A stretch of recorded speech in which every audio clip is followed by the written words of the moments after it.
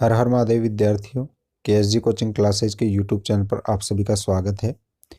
मनोविज्ञान की रीट की कक्षाएं चल रही थी और आपकी यूनिट नंबर 3 चल रही थी। यूनिट नंबर 3 है, उसके अंदर 3 पार्ट हैं। पहला पार्ट है व्यक्तिगत विभिन्नताएं, दूसरा पार्ट है व्यक्तित्व और तीसरा पार्ट है बुद्धि। पहला पार्ट है व्यक्तिगत विभिन्नताएं, वो पूरा हो चुका है। दूसरा जो पार्ट है व्यक्तित्व, वो आज चलेगा और दूसरे पार्ट का नाम है व्यक्तित्व, पर्सनालिटी। तो आइए देखते हैं पर्सनालिटी क्या है। सबसे पहले देखेंगे पर्सनालिटी का शाब्दिक अर्थ।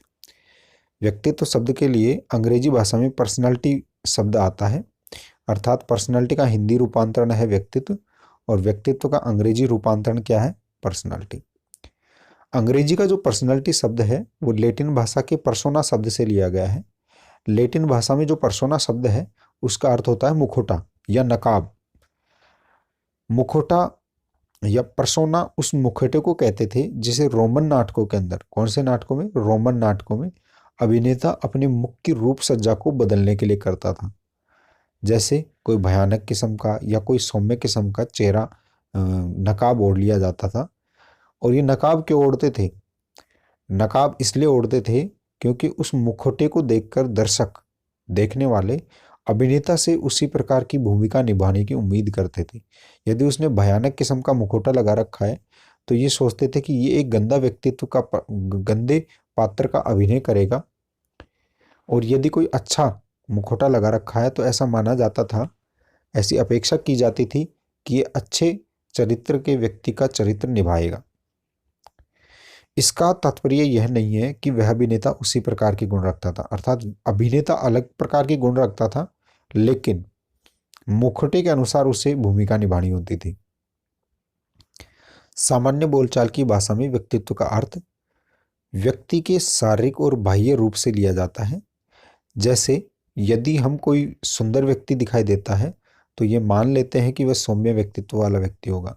जैसे ही आप किसी अच्छे कपड़े पहनने वाले व्यक्ति से मिलेंगे जिसकी शारीरिक भाषा अच्छी होगी तो आप ये मान लेते हैं कि ये अच्छा व्यक्ति है, भले ही वो गलत व्यक्ति हो। व्यक्तित्व की यह उदाहरण सतही प्रभावों के ऊपर आधारित है जो कि सही नहीं है, अर्थात गलत है। अब मनोविज्ञान में क्या परिभाषा होती है तो देखिए, मनोवैज्ञानिक शब्दों के अंदर व्यक्तित्व से तात्पर्य उन विशिष्ट तरीकों से है जिसके द्वारा व्यक्तियों और स्थितियों के प्रति अनुक्रिया की जाती है। इसको वेरी वेरी मोस्ट लगा लेना।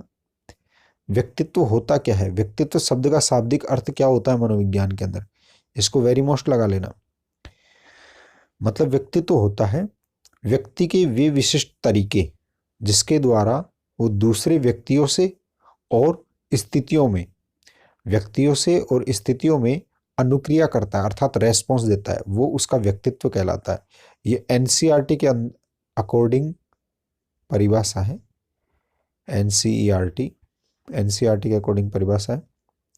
व्यक्तित्व के लिए कुछ सूचक शब्द जैसे शर्मीला, संवेदनशील, शांत, गंभीर, स्फूर्त आदि शब्दों का प्रयोग किया जाता है। जैसे कोई, आप कहेंगे कि यार राम तो शर्मीला है, आप कहेंगे महेश तो संवेदनशील व्यक्ति है। किसी के लिए कहेंगे कि यार वो शांत किस्म का आदमी है, किसी के लिए कहेंगे यार बहुत ज़्यादा गंभीर व्यक्ति है।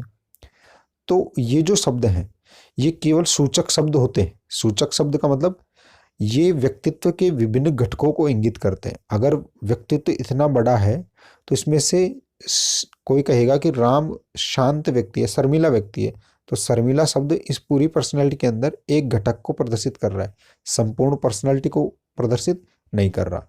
लेकिन अपन उसको शर्मिला क्यों कह रहे हैं? क्योंकि राम ज्यादातर दूसरों के सामने कतराता रहता है, इसलिए अपन कहते हैं कि वो ज्यादातर समय में ऐसी अवधारणा रखता है, इसलिए उसके अंदर ये उभर कर आ जाता है शर्मिलापन, इसलिए अपन उसको कह देते हैं, टैग लगा देते हैं। ये वास्तव में व्यक्तित्व के वे घटक हैं जो अधिकता में प्रकट होते हैं। अधिकता का मतलब ज्यादातर टाइम में व्यक्ति जिस प्रकार का व्यवहार प्रदर्शित करता है उसे उसी प्रकार के घटक के द्वारा व्यक्ति कहने लग जाते हैं कि ये उस किस्म का व्यक्ति है। मुझे लगता है आपके समझ में आ गया होगा। आइए अब देखते हैं व्यक्तित्व की परिभाषाएं। सबसे पहले वुडवर्थ के अनुसार कौन सी परिभाषा है? वुडवर्थ ने कहा है कि व्यक्तित्व व्यक्ति के व्यवहार का समग्र गुणात्मकता है। समग्र गुणात्मकता को कहते हैं एंटायर क्वालिटीज। एंटायर क्वालिटीज का मतलब जब व्यक्ति के अंदर मौजूद जितने भी गुण हैं उन सबको जोड़ दिया जाए तब जाके उसकी पर्सनालिटी का पता अपने को लग जाता है। ओलपोर्ड ने कहा है व्यक्तित्व व्यक्ति के मनोदैहिक तंत्र का गतिशील संगठन है। इसको वेरी मोस्ट लगा लेना। मनोदैहिक तंत्र, मनोदैहिक तंत्र का मतलब अंदर की तरफ और बाहर की तरफ शारीरिक और मानसिक रूप से जो डायनेमिक संगठन बनता है उसको अपन पर्सनैलिटी कहते हैं। बहुत ही इंपॉर्टेंट परिभाषा इन्होंने दे दी है, जिसे उसके पर्यावरण से सामंजस्य स्थापित करने के लिए आवश्यक शील गुणों को एक संकलित नमूनों के रूप में प्रदर्शित करते हैं। अर्थात मनुष्य के साइकोफिजिकल सिस्टम का वो ऑर्गेनाइजेशन जो व्यक्ति को पर्यावरण में सामंजस्य स्थापित करने के लिए आवश्यक शील गुणों को इकट्ठा रूप से प्रदर्शित करे, उससे अपन व्यक्तित्व कहते हैं। गिलफोर्ड क्या कहता है? गिलफोर्ड कहता है व्यक्तित्व को शील गुणों के एक संकलित नमूने के रूप में परिभाषित करते हैं। अब ये शील गुण क्या होते हैं? अब जब अपन शील गुण उपागम पढ़ेंगे तो शील गुण क्या होते हैं, कितने प्रकार के होते हैं, इन सब के बारे में अपन अध्ययन करेंगे। तो ये कह रहा है कि व्यक्तित्व को शील गुणों के एक संकलित नमूने के रूप में परिभाषित करते हैं, अर्थात शील गुणों का एक इकट्ठा रूप है। ड्रेवर के अनुसार व्यक्तित्व शब्द का प्रयोग व्यक्ति के शारीरिक, मानसिक, नैतिक, सामाजिक गुणों के संगठित एवं गत्यात्मक संगठन के लिए किया जाता है। मतलब इसके अंदर शारीरिक, मानसिक, नैतिक और सामाजिक सभी प्रकार के गुणों को शामिल किया जाता है, जिसे वह अन्य व्यक्तियों के साथ अपने सामाजिक जीवन के आदान प्रदान के लिए करता है। मतलब व्यक्ति अपने सामाजिक जीवन के अंदर इन सारे गुणों को किस तरह से दूसरे व्यक्तियों के साथ आदान प्रदान करता है, वो उसकी पर्सनालिटी कहलाती है। कैटल क्या कहता है? कैटल के अनुसार जिसके द्वारा हम भविष्यवाणी कर सके कि कोई व्यक्ति किन परिस्थितियों में क्या प्रकार का, इसको वेरी मोस्ट लगा लो, मतलब कोई भी व्यक्ति किन परिस्थितियों में क्या करेगा वही उसका व्यक्तित्व होता है। बोरिंग के अनुसार व्यक्तित्व वातावरण के साथ सामान्य व स्थायी समायोजन है। एक जनरल और परमानेंट जो एडजस्टमेंट होता है वातावरण के साथ व्यक्ति का, वो उसकी पर्सनालिटी होती है। मतलब जनरल वे के अंदर वो किस तरह से अपने पर्यावरण में, अपने एनवायरनमेंट में रह रहा है, उसे उसकी पर्सनालिटी कहते हैं बोरिंग के अनुसार। इसको भी मोस्ट लगा लेना। वाटसन के अनुसार हम जो भी करते हैं वही हमारा व्यक्तित्व है, अर्थात व्यक्तित्व के अनुसार ही व्यक्ति कोई भी कार्य करता है। आइजेंक के अनुसार व्यक्तित्व व्यक्ति के चरित्र, ज्ञान शक्ति व शारीरिक संगठन का स्थायी व टिकाऊ संगठन है जो वातावरण में उसके अपूर्व संयोजन का निर्धारक है। इन्होंने क्या कहा है कि चरित्र, ज्ञान शक्ति और शारीरिक गठन, इनका एक तो परमानेंट और एक टिकाऊ संगठन, इनको इकट्ठा कर दिया जाए तो ये सारी चीजें मिलकर वातावरण के साथ जो एक यूनिक एडजस्टमेंट बनाते हैं वो व्यक्ति की पर्सनालिटी कहलाती है। अब देखिए अपनी शिक्षा परिभाषा कोश जो केंद्रीय हिंदी निदेशालय है, इसकी शब्दावली के अंदर व्यक्तित्व को किस प्रकार से परिभाषित किया गया है, इसको मोस्ट लगा लेना, क्योंकि जो हिंदी निदेशालय है इसके अंदर इसको परिभाषित किया गया है। तो ये आपकी परीक्षा में पूछा जा सकता है। व्यक्ति की ज्ञानात्मक, भावात्मक, क्रियात्मक और शारीरिक विशेषकों का एकीकृत संगठन जैसा कि वह व्यक्तियों को दिखाई देता है व्यक्तित्व कहलाता है। दोबारा से देखिए, व्यक्ति की ज्ञानात्मक, भावात्मक, क्रियात्मक और शारीरिक विशेषकों का एकीकृत संगठन, वही ट्रेट्स आ गए। विशेषक क्या होती हैं? गुण होते हैं, एक तरह से आप ये कह सकते हो। तो व्यक्ति के ज्ञानात्मक गुण, भावात्मक गुण, क्रियात्मक गुण और शारीरिक गुण, इनको एकीकृत यानी इकट्ठा कर दें तो जो व्यक्ति को दिखाई देता है वो उसका व्यक्तित्व कहलाता है। दूसरी उसके अंदर क्या कही है हिंदी निदेशालय की शब्दावली के अंदर ही, व्यक्ति के वे शारीरिक व प्रभावशाली गुण जो संश्लिष्ट रूप से, संश्लिष्ट का मतलब सिंथेसाइज टाइप से, संश्लिष्ट रूप से अन्य व्यक्तियों को आकर्षित करते हैं, पर्सनालिटी कहलाती है। जो चीज दूसरों को प्रभाव डालती है या आकर्षित करती है वो व्यक्ति की पर्सनैलिटी कहलाती है, व्यक्तित्व कहलाता है। ये केंद्रीय हिंदी निदेशालय की शब्दावली के अंदर कहा गया है पर्सनैलिटी शब्द के लिए। नेक्स्ट आती है व्यक्तित्व की विशेषताएं। व्यक्तित्व की क्या क्या विशेषताएं हैं? व्यक्तित्व की पहली विशेषता है, व्यक्तित्व में शारीरिक व मनोवैज्ञानिक दोनों घटक शामिल होते हैं। केवल एक घटक शामिल नहीं होता, बिल्कुल इजी है।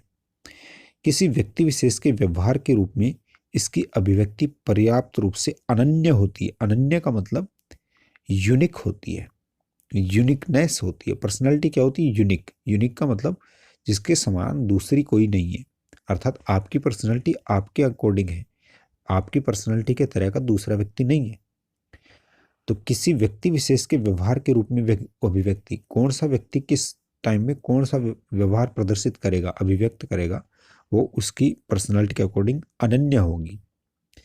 व्यक्तित्व व्यक्ति की उन विशेषताओं को कहते हैं जो अधिकांश परिस्थितियों में प्रकट होती है। ये एक जनरल डेफिनेशन होती है, सामान्य परिभाषा कोई पूछे तो कहेंगे अपन व्यक्ति की उन विशेषताएं जो कि वह अधिकांश परिस्थितियों में प्रकट करता है, व्यक्तित्व कहलाता है। विभिन्न परिस्थितियों तथा समय पर किसी व्यक्ति के व्यवहार, चिंतन और संवेग में संगति उसके व्यक्तित्व की विशेषता होती है।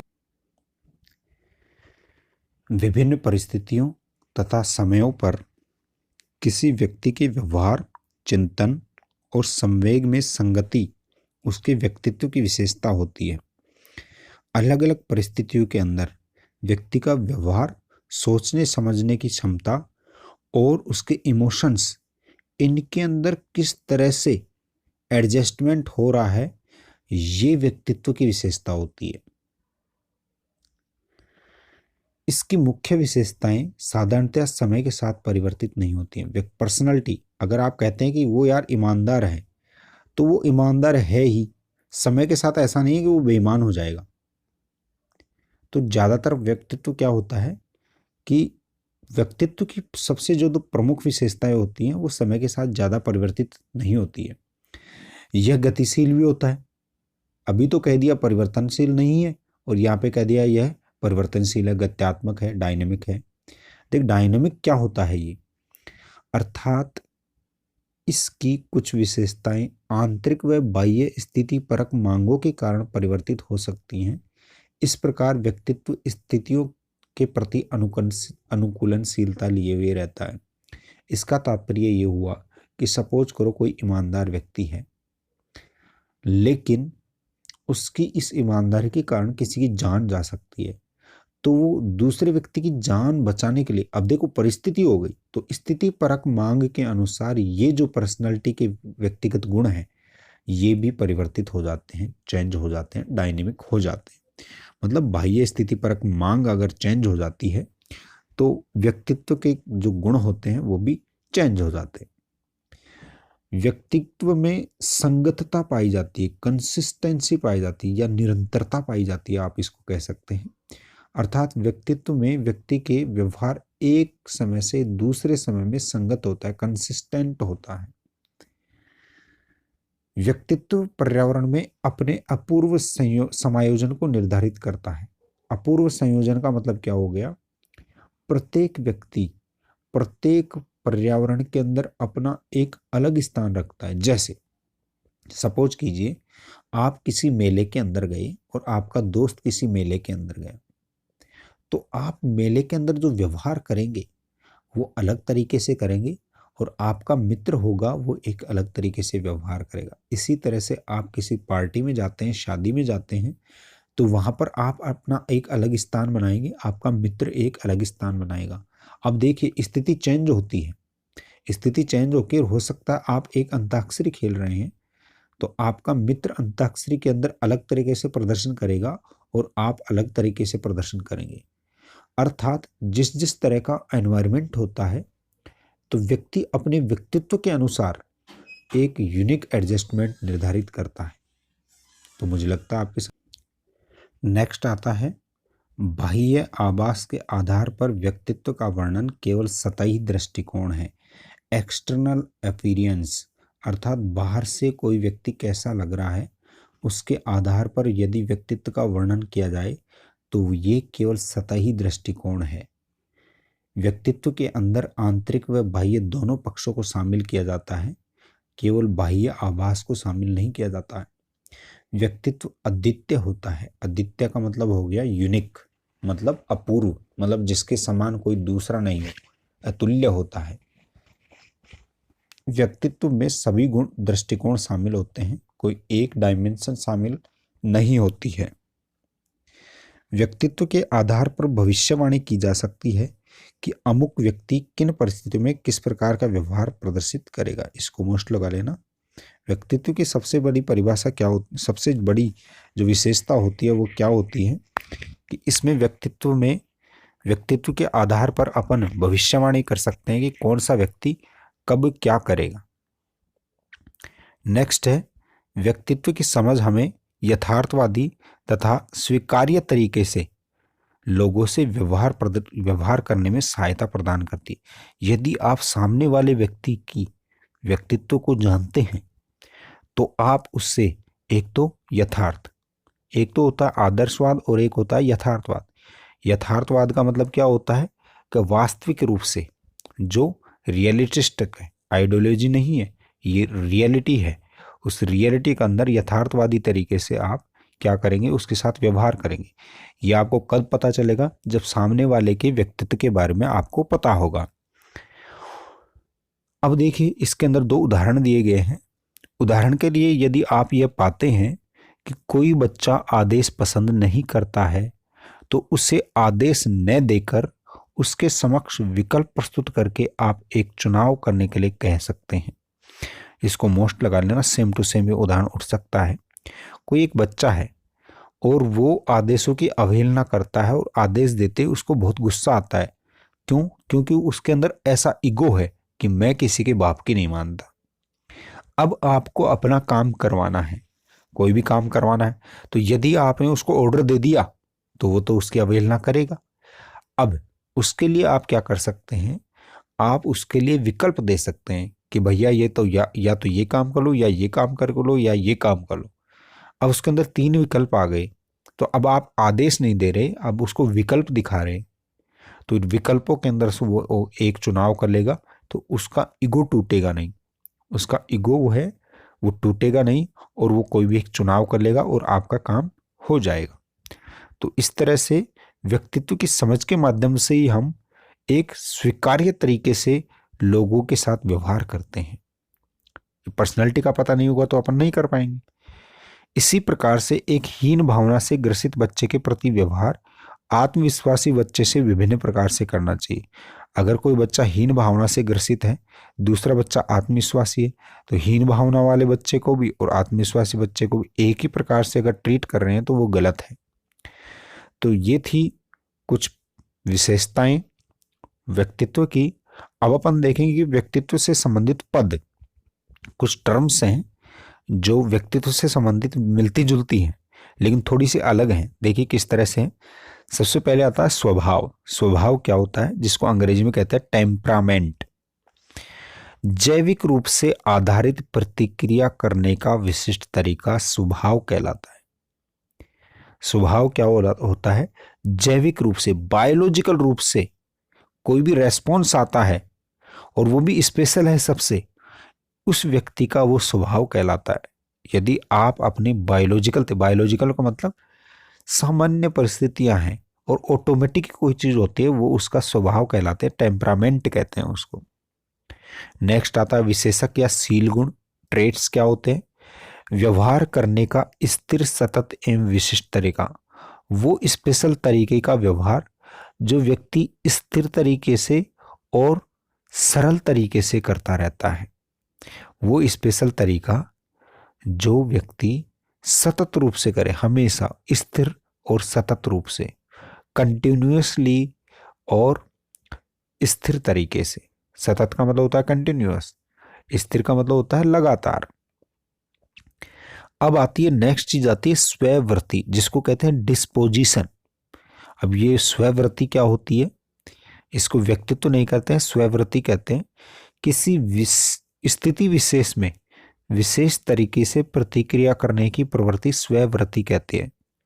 जैसे मान लीजिए कोई विशेष परिस्थिति का मतलब जैसे मान लीजिए आपके घर में मेहमान आए तो एक स्पेशल विशिष्ट स्थिति हो गई। अब उस टाइम में सभी व्यक्ति अलग अलग तरीके से रेस्पॉन्स करेंगे, तो ये प्रतिक्रिया जो आती है सबकी स्पेशल तरीके वाली, इसे कहते हैं स्ववृत्ति, अपनी अपनी वृत्ति, जिसको डिस्पोजिशन कहते हैं। नेक्स्ट आता है चरित्र, जिसको कैरेक्टर बोलते हैं। नियमित रूप से घटित होने वाला व्यवहार का समग्र प्रतिरूप, यहां पे देख लीजिए समग्र प्रतिरूप लिखा हुआ है। चरित्र के अंदर एक व्यवहार का समग्र प्रतिरूप है। समग्र का मतलब होता है, चरित्र वो होता है जो एक साथ अपने सभी गुणों को सम्मिलित करते हुए लगातार नियमित रूप से घटित होता है। जैसे मान लीजिए कोई बालक है, वो चोरी करता है, तो प्रत्येक परिस्थिति के अंदर वो चोरी करेगा। और कोई बालक है, वो कभी भी चोरी नहीं करता है, उसके चरित्र के अंदर ऐसी नहीं है, तो उसके व्यवहार के अंदर नियमित रूप से वो कभी चोरी नहीं करेगा। तो नियमित रूप से समग्र प्रतिरूप, व्यवहार का एक समग्र प्रतिरूप होता है। जितने भी अपने कैरेक्टर रिलेटेड आदतें हैं या व्यवहार हैं, उनके अंदर अपना चरित्र देखा जाता है। नेक्स्ट आता है आदत, हैबिट, व्यवहार करने का अत्यधिक ढंग। इसका मतलब ये हुआ कि ऐसा व्यवहार जो बार बार घटित होता है और जिसके ऊपर नियंत्रण नहीं रह पाता है, उसे आदत कहते हैं, हैबिट कहते हैं। वैसे आदत आपके टॉपिक नहीं है, फर्स्ट ग्रेड के अंदर पढ़ाया जाता है, कभी मौका मिला तो आदत के बारे में आपको और बताएंगे। नेक्स्ट आता है मूल्य, जिसको कहते हैं वैल्यू। मूल्य क्या होते हैं? लक्ष्य और आदर्श जो महत्वपूर्ण और उपलब्धि के योग्य माने जाते हैं। वे लक्ष्य और आदर्श जो इम्पोर्टेंट हैं और जिन्हें उपलब्धि कहा जा सके, वे लक्ष्य और वे आदर्श मूल्य कहलाते हैं। जैसे आपके जीवन में बहुत से मूल्य हो सकते हैं, जैसे कि कभी भी किसी अपने से नीचे वाले व्यक्ति को प्रताड़ित नहीं करना, यह आपका एक आदर्श हो गया। और अगर आपने ऐसा किया तो इसे आप इसको महत्वपूर्ण, इंपॉर्टेंट भी मानते हैं जीवन के अंदर, तो ये आपके लिए एक मूल्य कहलाएगा। तो मुझे लगता है ये समझ में आ गया होगा। तो आज के टॉपिक के अंदर, आज की कक्षा के अंदर अपन केवल इतना ही पढ़ेंगे, क्योंकि अब आएगा जो दूसरा टॉपिक है वो है व्यक्तित्व के सिद्धांत। तो ये एक बड़ा टॉपिक है और बड़े टॉपिक के अंदर लगभग 4 से 5 क्लासें पूरी हो जाएंगी। और जैसा कि मैंने पहले बताया था, इसमें काफ़ी सारे सिद्धांत होंगे जिसमें अपन सिगमंड फ्राइड भी पढ़ेंगे। तो इसलिए मैं आज की क्लास को यहीं पे छोड़ रहा हूँ। आप इसके अंदर कोई भी चीज़ समझ में नहीं आई तो कमेंट बॉक्स के अंदर लिख के बता दीजिएगा, उसका आंसर आपको मिल जाएगा या नेक्स्ट क्लास में बता देंगे। तब तक के लिए इस वीडियो को लाइक कीजिए, शेयर कीजिए। हर हर महादेव, जय हिंद।